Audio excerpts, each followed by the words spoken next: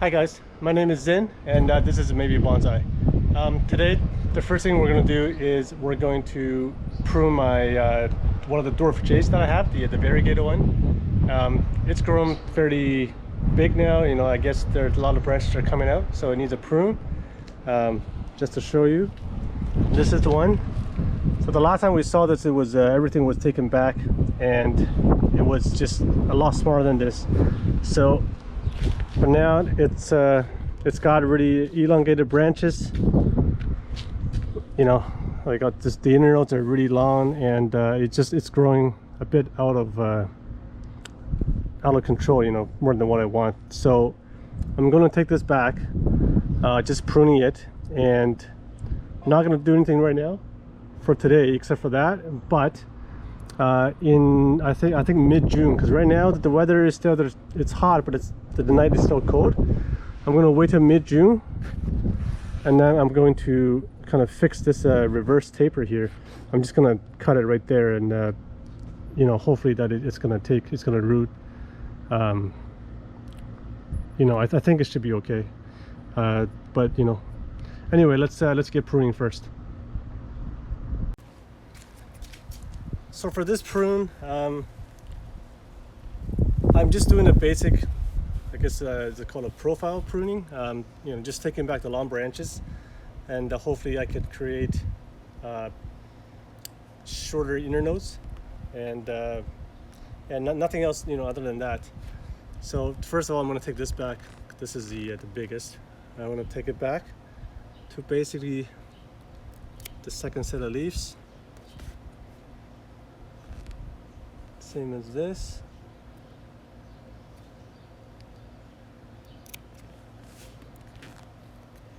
And then same as this. This one I'm going to take it back a little bit further.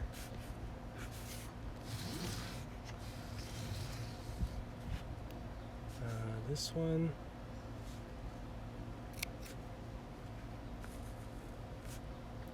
And right here. So this has been out for at least a week now, and I put it, you know, in the shade, but it's basically the same spot as the other plants. So it seems to me that these guys are able to handle the sun a lot better. The transition between indoors and outdoors was much better handled by the Dwarf Jade, which is great. Let me take this back there. And not only this one, the regular Dwarf Jade with the green leaves, it handled the sun much better as well. So are the regular Jades. So take this back here. Okay.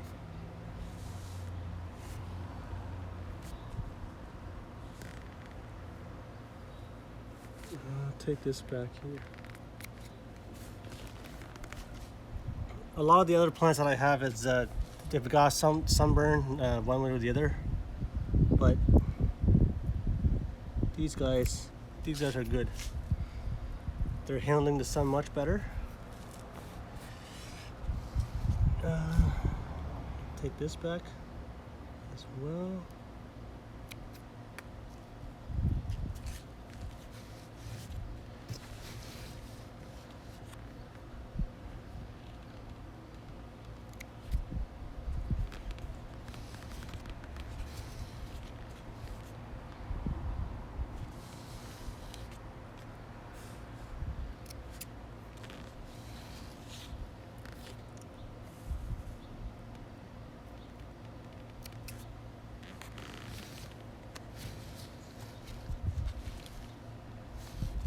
Okay, this guy.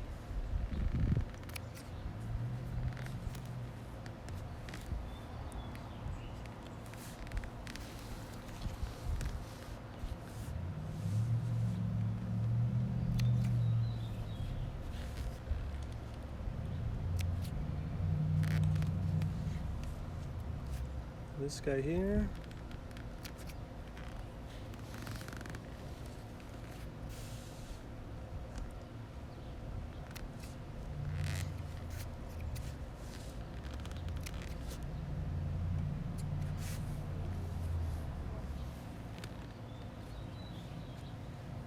Yeah, I think I'm gonna leave those two. They seem fairly new.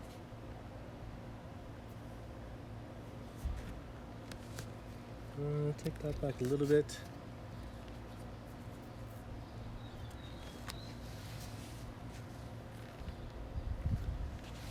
So looking at the shape of this, I think I want to take out this whole branch here. It's kind of a no, maybe I'll leave it for now.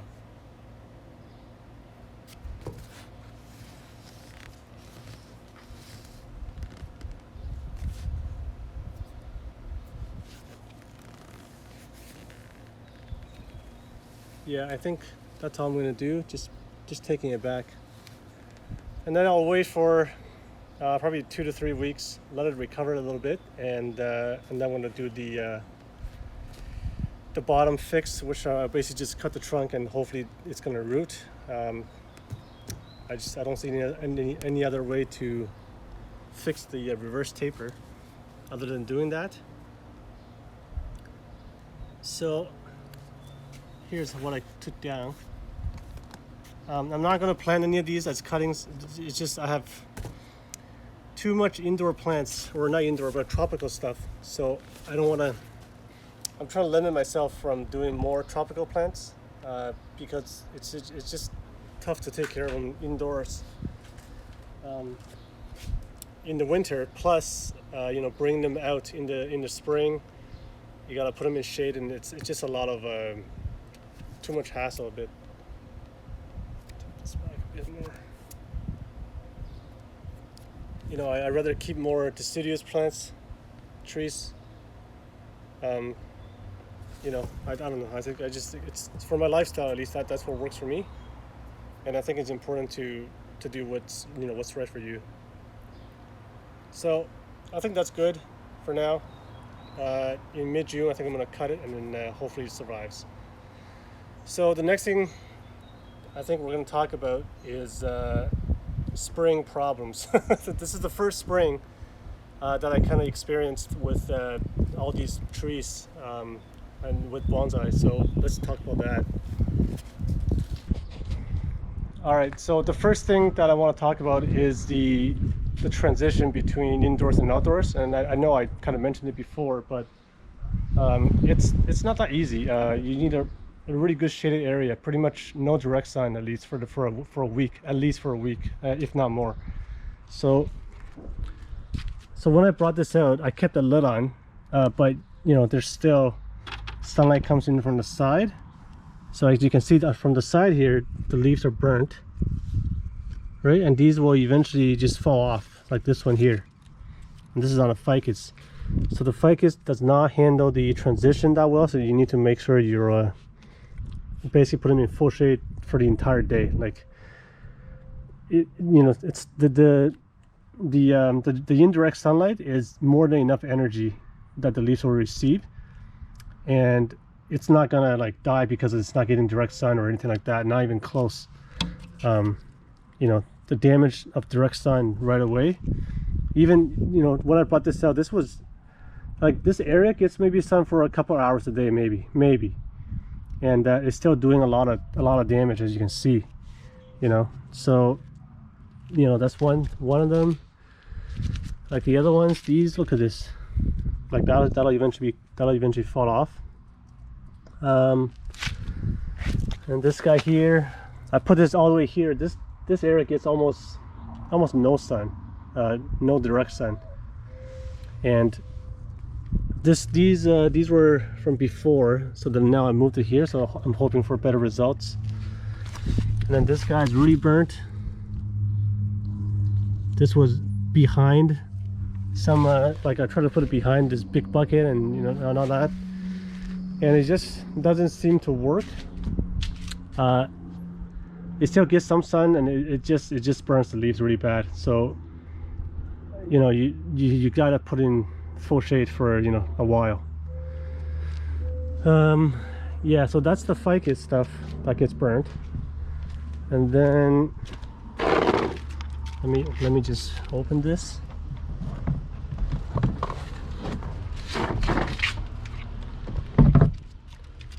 So let's see, Schefflera. This was burnt, of course, as you can see. A couple leaves already fallen off, but now I put it in this. Basically, I turn the container upside down, so, and then this area gets really, you know, maybe a couple hours of sunlight. So now it's getting filtered sunlight for those couple hours. So I think it's okay so far, because this one, as you can see, it's not burnt. Well, why? Because I never, what's that? Anyway, yeah, so this guy, I've never exposed it to harsh direct sunlight. I've always protected this, so everything's looking good with that. Now I did this a couple of days ago, right? Like it's on top, and this gets a little bit of sun every day. And with the indirect sunlight, or I guess the direct sunlight with this thing as a filter, even though it's not too much of a filter, it looks good so far. I don't see any burns. So I think that really helps. Again, the jade is doing fine. This is the ivy, I think is the English ivy, which, you know, whatever, it gets burnt, so what. These guys do not handle the outdoors that well. So that's the silk tree. You can see it gets burnt. This was this was, you know, at a different spot before, and I noticed a burn and I moved it out from that area, so now it's doing much better. This is the lychee tree. It was out in an exposed area for a couple of days, and I saw the leaves getting burnt, this one leaf, really badly, and I brought it back here. So I think, you know, this is another Schefflera example of burn, not very good. So I think this will be okay under here in the in this filter thing, or at least I hope it will be. But you know, this spring, I guess, is more of an experimental spring, because it's the first one that I, you know, going through with this. So we'll see what works and what doesn't work, and you know, we can adjust next year. This is a palmetto seedling, and I think this is getting burned as well, even though this area barely gets any sun. But yeah. So yeah, that's one thing that I've been dealing with, not very efficiently. I don't have it in like an area that's always shade. You know, I don't have that type of spot. So the second thing I wanted to talk about, and I think this is the last thing, it's insects. So I don't know what this thing is, but you can see this. I don't know if you can see it, but it's on this leaf right here. It's crawling, so we can catch it. Oh, I killed it. I don't know what that is, but I've seen a lot of it. You know, it's well, now we'll try to find it. It's not here anymore. There you go. There's one right there. Right, like they seem to focus on the tender leaves.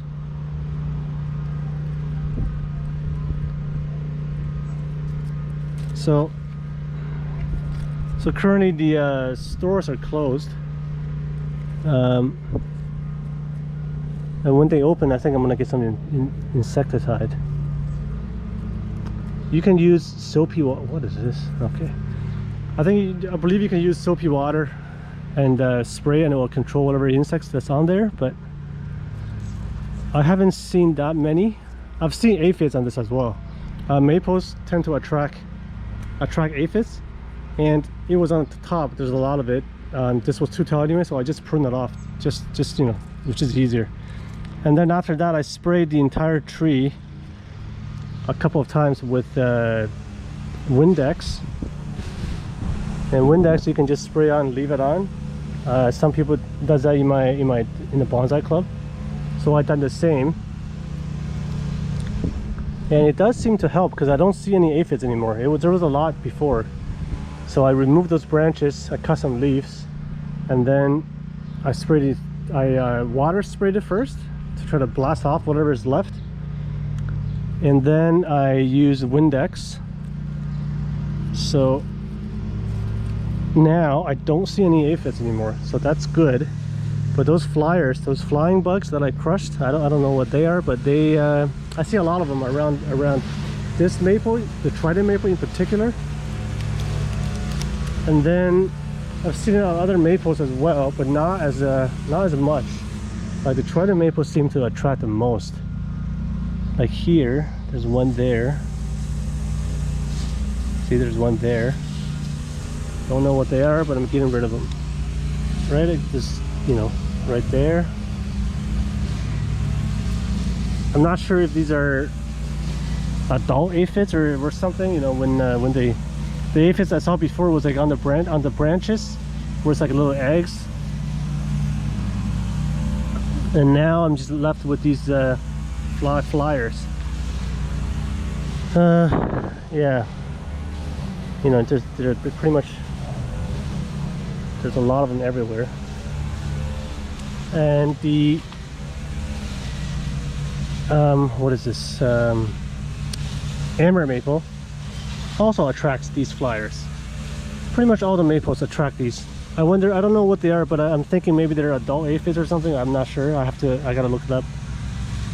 But I did the same thing. I water sprayed it first, then I used Windex, and I haven't seen the egg aphids at all on here, so that's good. There, that's actually one of them, whatever this is. And it's funny because only some of the maples attract these bugs, not all of them. Even the ones that I have here, like in the ground, I've seen these flyers. But the one in the ground actually has less. Like I haven't seen that many. And the ones I have on the table just seem to have more. So yeah, so those are the problems that I'm dealing with pretty much every day. I try to remove them by hand, spraying with water, you know, Windex. And I think once the store's open, which is in a few days, next week, I'm going to probably get some actual insecticide. You know, hopefully I can spray it on and, you know, be okay with it. Yeah, see this one here? Look at this. A lot of these things, whatever they are.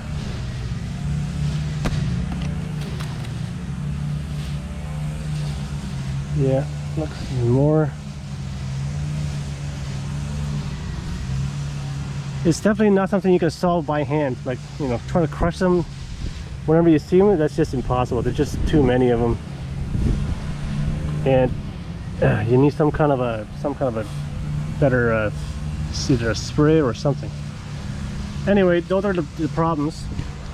The last update is that this air layer, I don't know why, but as you can see, it is not doing really well.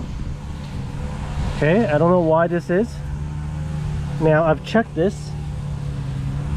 I don't see any problems with the air layer itself. So the only thing that I could have done is that I kind of opened it to the top and I just trying to check stuff. The only difference I saw between this and most of the others is that the section of the air layer, like where I had the moss, the sphagnum moss, was a little bit too low. The top of the cut, right, the area, you know, the top section of the cut, where the roots will develop, it's just underneath the top of the moss. And I don't know, but maybe it was, you know, maybe it was too low where I put the moss, so that there's not enough moisture near the top of it. That was the only thing I could think of. So after I saw that, I've changed the rocks at the bottom. I propped it up, so now it's covering more of it. And I hope that's going to help the tree, you know, revive whatever it's, you know, not these leaves obviously, but I'm hoping that it's going to give more energy to the tree so they can come back. Because if the leaves die at the top, then the tree is dying basically. And without the leaves, the air layer is going to be very difficult for it to form, because it needs the leaves to get energy from the sun, you know, photosynthesis. So without the leaves, it's not looking good. So this is not looking good. This is the only one though, and it's too bad. I really like this one too. So that's another problem that this is the first time I ran into this, but this is one out of, I think there's at least 10 air layers I'm doing now. So it's 1 out of 10, and you know, this is, I guess this is my fault. I should have covered the area better, if that's the problem. I'm not sure if that's the problem or not, but this is the first time I've seen something like this. So now I fixed it to what I think the problem is, and we're gonna find out if that's what it is, and you know, hopefully in a month it'll look different, but you never know. But everything else, all the other air layers are doing fine. You know, the triton maple you saw before, this guy here, as you can see, the leaves are doing fine. There's no, you know, signs of lack of water. It's more like insect problems. Triton maple air layer, all the leaves are fine. Again, insect problems, nothing else. These guys here, right, it's nice and plump, even though there's some you know, dried up, but that's not, you know, it's not like the leaves are dying. That's the air layer there. And then this guy here, same thing, air layer, leaves are fine, insect problems. So yeah, anyway, those are the problems that I've had since the spring started. Let me just fix something. And hopefully, you know, it's kind of bothering me that there's all kinds of issues, but I guess this is what you have to deal with. It's part of the game, yeah, in a way. You know, insects, you're outdoors, it's just inevitable. So hopefully I've dealt with those, and yeah, so that's it for this week, guys. Thanks for watching.